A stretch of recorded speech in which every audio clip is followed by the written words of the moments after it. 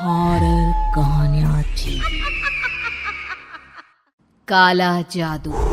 अपने बेटे रिशु के माथे से टपकते हुए पसीने को देखकर सविता की हालत खराब हो गई। ऐसा आज पहली बार नहीं हुआ जब रिशु नींद से घबराकर जागा है।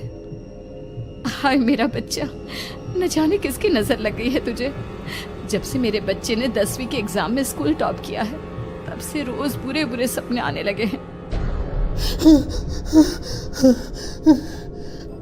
हाँ माँ, मैंने आज फिर से एक काले साए को देखा।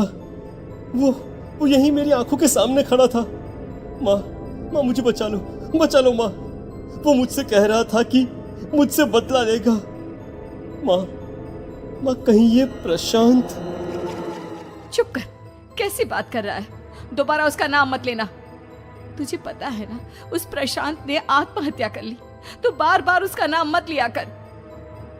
मम्मी, क्या सच में प्रशांत ने आत्महत्या की थी? चुप कर, बहुत सवाल पूछता है आजकल।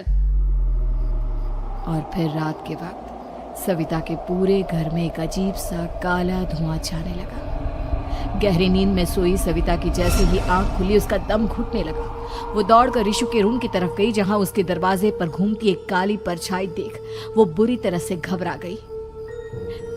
कौन है वहाँ? कौन है? सामने आओ। ये मैं हूँ, तुम्हारी काली करतूत। और अब मैं तुम्हारे बेटे को ले जाने आया हूँ। नहीं, मेरे बच्चे को छोड़ दो प्लीज। मेरे रिशु को कुछ मत करना। वो परछाई रिशु के कमरे में घुस जाती है। सविता भी उसके पीछे पीछे दौड़कर जाती है और देखती है कि अब वो साया साफ नजर आ रहा था। वो सर से पैर तक खून में सना हुआ था और उसके शरीर के सारे अंग कटे फटे हैं। क्या चाहिए तुम्हें? तुम जो बोलोगे मैं करूंगी, लेकिन मेरे रिशु को छोड़ दो।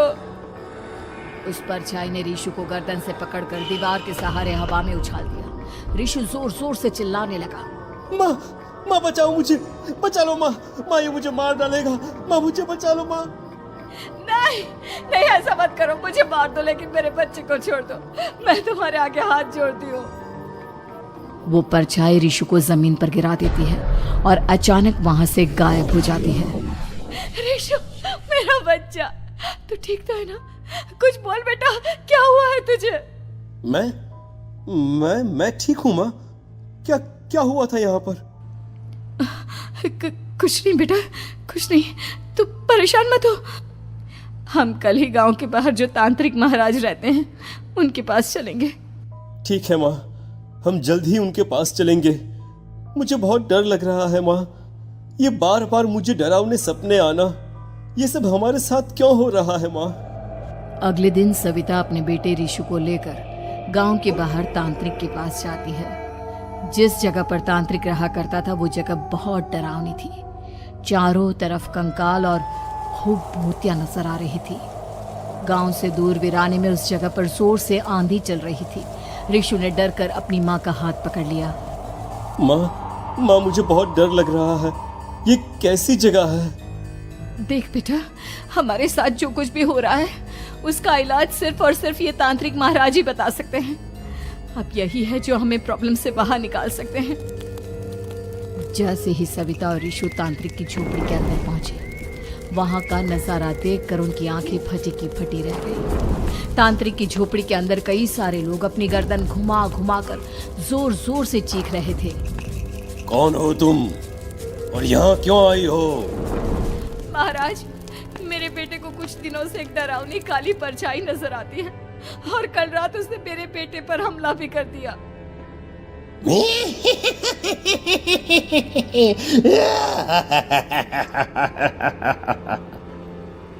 मम्मी हमें यहाँ से चलना चाहिए।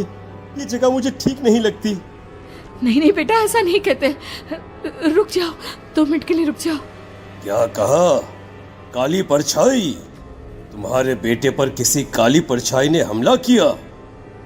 हाँ महाराज, वो कह रही थी कि वो मेरे बेटे को कुछ कर देगी, कोई उपाय बताइए महाराज। मेरे बेटे के साथ कुछ गलत नहीं होना चाहिए। तुमने किसी दूसरे के साथ गलत किया है तो तुम्हारे साथ भी गलत होकर ही रहेगा। तुमने किसी की जान ली है, किसी को मार डाला है तुमने। नहीं महाराज, मैंने ऐसा कुछ नहीं किया। मैंने किसी की जान नहीं ली। मुझे कोई उपाय बताइए। लगता है तुम इतनी आसानी से नहीं मानोगी। मैं तुम्हें अभी उस काली परछाई से मिलवा देता हूँ और वही सारा सच तुम्हारे सामने लेकर आएगा। सविता और ऋषु ने डर के मारे अपनी आंखें बंद कर ली। तभी अचानक तांत्रिक की झोपड़ी में अजीबोगरीब आवाजें गूंजने लगी। सविता और ऋषु बुरी तरह से कांप रहे थे। आंखें खोलो और अपने सामने देखो। क्या यही है वो जिससे तुम कल रात को मिली थी? बताओ मुझे। हाँ, इसने कल रात मेरे बेटे के ऊपर हमला किया था। ये उसी लड़के की भटकती हुई आत्मा है जिसे कुछ दिन पहले तुमने मार डाला था। मम्मी ये महाराज क्या कह रहे हैं? क्या सच में आपने किसी की जान ली है, किसी को मार डाला है? अगर हाँ तो बताइए ना मम्मी, किसको मारा है आपने? किसको? तुम्हारी माँ इतनी आसानी से सच नहीं बताएगी बेटा। इसने एक बच्चे की जान ली है। कहीं उसका नाम प्रशांत तो नहीं महाराज? वो मेरा दोस्त है, मेरा मतलब मेरा पड़ोसी है। सही पहचाना। देखा सविता, तुम्हारा खुद का बेटा भी जानता है कि तुमने किसी के प्राणों की बलि चढ़ा दी और इसीलिए अब उसकी बुरी आत्मा तुम्हारे घर में भटकती है। मुझे माफ कर दीजिए महाराज, मुझसे बहुत बड़ी गलती हो गई। प्रशांत हमारे पड़ोसी का बेटा था। हर बार उसके नंबर मेरे बेटे से ज्यादा आते थे और इसलिए मैंने उसके कमरे के बाहर काला जादू किया था, पर मुझे नहीं पता था कि वो मर जाएगा। तुम्हारे उसी काले जादू वाली गुड़िया के अंदर एक बुरी आत्मा थी जिसने उस बच्चे के दिमाग पर बुरा असर कर दिया और उसी की वजह से उस लड़के ने अपनी बालकनी से कूदकर आत्महत्या कर ली। इसकी वजह सिर्फ और सिर्फ तुम हो, तुम। नहीं महाराज, जो कुछ भी हुआ मुझे नहीं पता था कि प्रशांत अपनी जान दे देगा।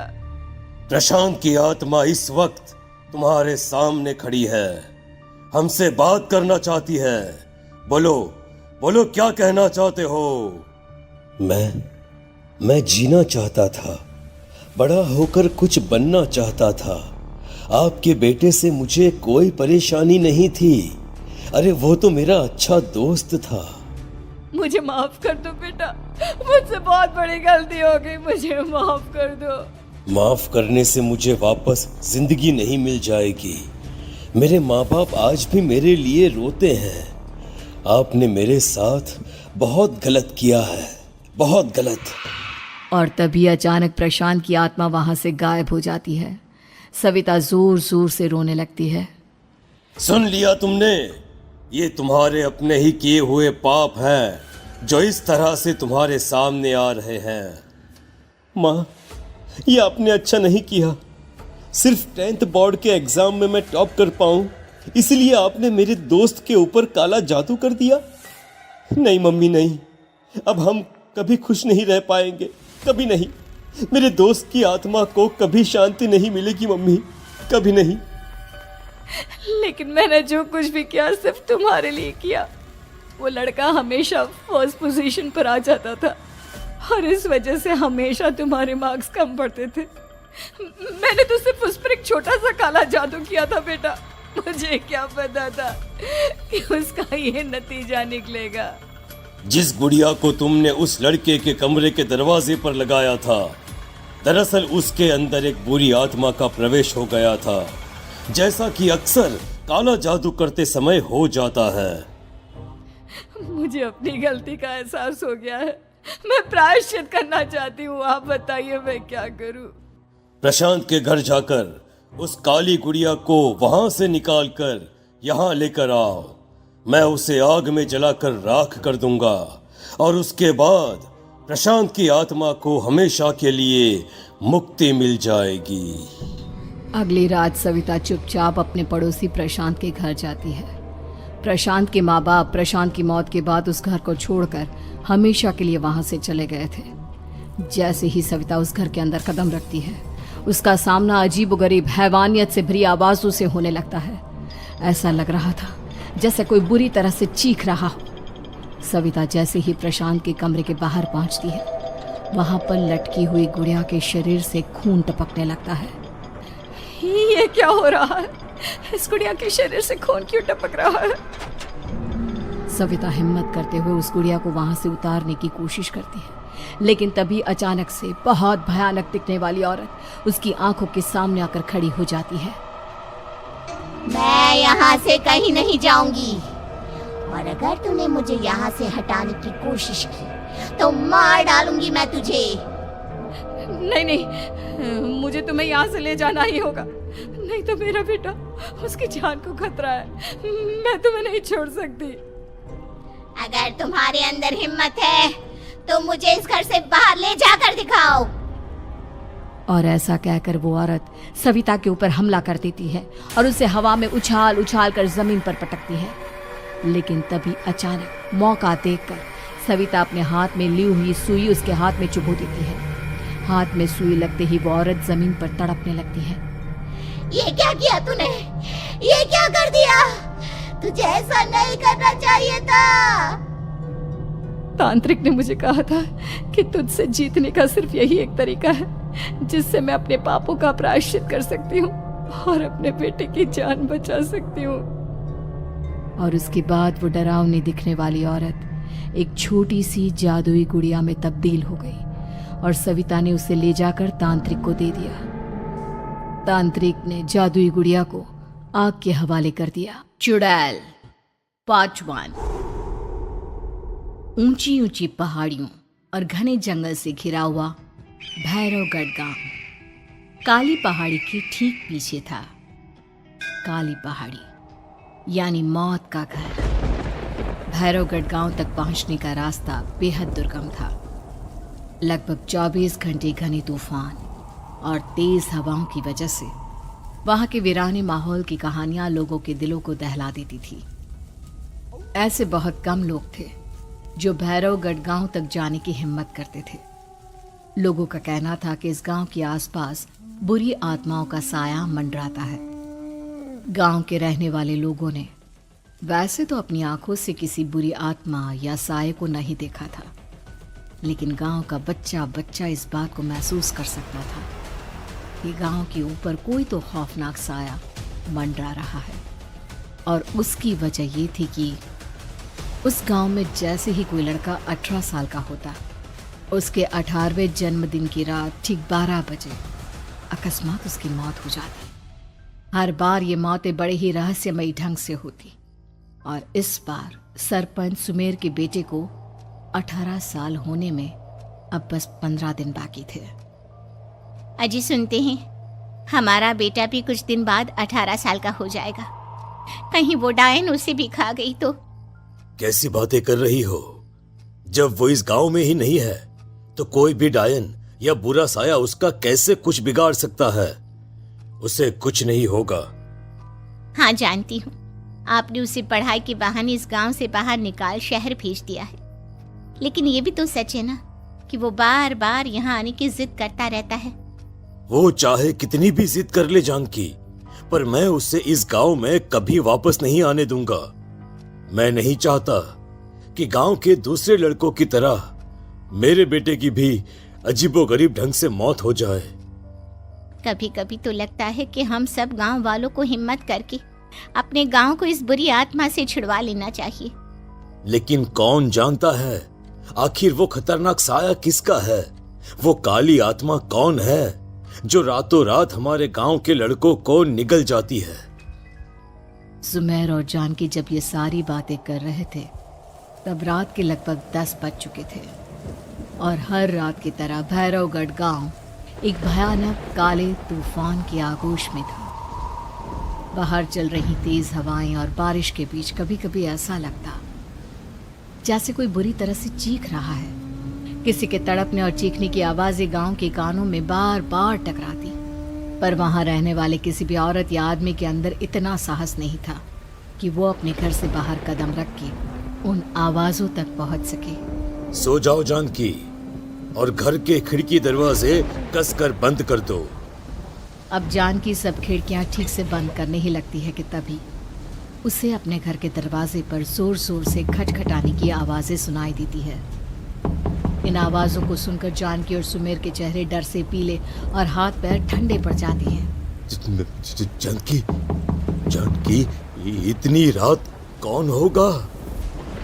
पता नहीं, ऐसा लग रहा है कोई बुरी तरह से दरवाजा खटखटा रहा है। अरे हाँ, पर किसी की आवाज भी तो नहीं आ रही। क्या करूं? दरवाजा खोल लूं या नहीं? कहीं ऐसा ना हो कि किसी को हमारी मदद की जरूरत हो। लड़खड़ाते कदमों से सुमेर दरवाजे के करीब जाता है और अपने कान को दरवाजे पर रख धीरे से आवाज देते हुए पूछता है, कौन है? कौन है वहां? तभी एक बेहद डराने वाली आवाज उसके कानों से टकराती है। दरवाजा खोलो, दरवाजा खोलो, वरना आज की रात इस गांव में कोई जिंदा नहीं बचेगा। मैं जानती हूँ तुम्हारा बेटा 18 साल का होने वाला है। अगर उसकी जान की जरा भी परवाह है तो दरवाजा खोल दो। इस आवाज को सुनते ही सुमेर घबरा कर पीछे हट जाता है और जानकी को पूरी बात बताता है। कहीं वो डायन हमारे घर तक तो नहीं पहुंच गई। अब हम क्या करेंगे? मुझे दरवाजा खोलना ही होगा जानकी। मेरे पास अब कोई रास्ता नहीं है। इतना कहकर सुमेर डर से अपनी दोनों आंखें कसकर बंद करता है और कांपते हाथों के साथ झटके से दरवाजा खोल देता है। तभी किसी के जोर से हंसने की आवाज सुमेर और जानकी को सुनाई देती है। उस आवाज को सुन दोनों दरवाजे की तरफ देखते हैं और सामने अपने बेटे राहुल को खड़ा देख दंग रह जाते हैं। राहुल के हाथ में उसका मोबाइल होता है जिसमें से वो आवाज बज रही थी। ये क्या मजाक है? और तू यहाँ, तुझे मना किया था ना गांव में आने को, समझ में नहीं आता क्या? 18 साल का होने वाला है तू। माँ, आप लोग भी पता नहीं किन अंधविश्वास भरी बातों पर भरोसा करते हैं। क्या मैं अपने घर नहीं आ सकता? आप लोगों से नहीं मिल सकता? देख बेटा, हमने तुझे किसी वजह से ही इस गांव से दूर रखा था और यहां आकर तूने अच्छा नहीं किया। चल, मैं तुझे अभी के अभी वापस शहर छोड़कर आता हूं। ओफो पापा, आप बेकार की बातों से परेशान हो रहे हैं। बाहर इतना तेज अंधड़ तूफान चल रहा है, कहीं जाने की जरूरत नहीं है। मैं बस आप लोगों से मिलने आया हूं, कुछ दिन रहकर चला जाऊंगा।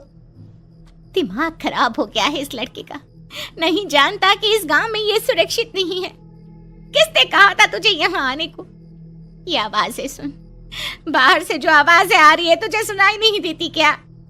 अरे माँ, जब जोर से तूफान चलता है, तेज हवाएं चलती हैं, तो इसी तरह की आवाजें आती हैं। ये बहुत नॉर्मल है माँ। नॉर्मल होगी तेरे लिए बेटा। 4 दिन शहर में पढ़कर आया है तो अपने माँ बाप की बात नहीं मान सकता। माँ, मुझे अभी बहुत जोरों से भूख लगी है। पहले कुछ खिला दो, और रात भी बहुत हो गई है। हम इस बारे में कल बात करते हैं, ठीक है?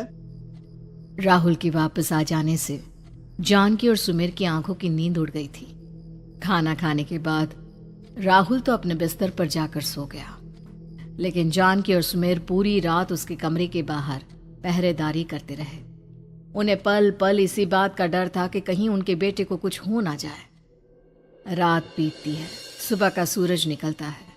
अब जैसे ही वो राहुल को नींद से जागते देखते हैं तो उन दोनों के दिल को सुकून मिलता है। अरे माँ, पापा, आप अभी तक यहीं बैठे हैं? क्या पूरी रात सोए नहीं? जिनकी जवान बेटी की जान को खतरा हो, उन माँ बाप को नींद नहीं आती। बेटा, अब तो वापस शहर चला जा। देखो माँ, मैं किसी जरूरी काम से इस गांव में आया हूं, और वो काम पूरा होने के बाद मैं खुद यहां से चला जाऊंगा। काम? गांव में तेरा क्या काम है? पापा, मैं बचपन से ही इस गांव के बारे में बेहद डरावने किस्से सुनते आया हूं। इसीलिए अब मैं उन्हीं किस्सों के ऊपर डॉक्यूमेंट्री फिल्म बनाऊंगा। रिसर्च करना चाहता हूं कि आखिर सच्चाई है क्या। हे भगवान, लो जी, सुन लिया, और भेजो इसे पढ़ने के लिए शहर। मैंने आपसे पहले ही कहा था मेरी बहन के पास दूसरे गांव भेज दो। ना ये शहर जाता और ना उल जुलूल की बात इसके दिमाग में आती। जानकी और सुमेर राहुल को समझाने की बहुत कोशिश करते हैं, पर वो किसी की बात नहीं सुनता और अपना कैमरा लेकर गांव की पास वाली काली पहाड़ी की तरफ निकल जाता है। अब राहुल जैसे ही काली पहाड़ी पर पहुंचता है, उसकी नजर पहाड़ी के ठीक बीचों बीच बनी एक पुरानी झोपड़ी पर पड़ती है। यहाँ भी कोई रहता है क्या? ये इंटरेस्टिंग होगा। राहुल की आवाज पहाड़ों से टकराकर उसके कानों में सुनाई दे रही थी। उसने चारों तरफ का नजारा देखकर वहां की तस्वीरें अपने कैमरे में उतारना शुरू कर दिया। तभी अचानक राहुल ने अपने कैमरे में खींची हुई तस्वीर को जूम करके देखा और उसमें उसे जो नजर आया वो देखकर राहुल की होश उड़ गए। क्या सचमुच उस गांव के ऊपर किसी बुरी आत्मा का साया था? क्या राहुल की जान बच पाएगी? क्या देखा था राहुल ने उस फोटो में जिसे देखकर वो दंग रह गया? इन सवालों के जवाब जानने के लिए देखिए इस कहानी का अगला भाग।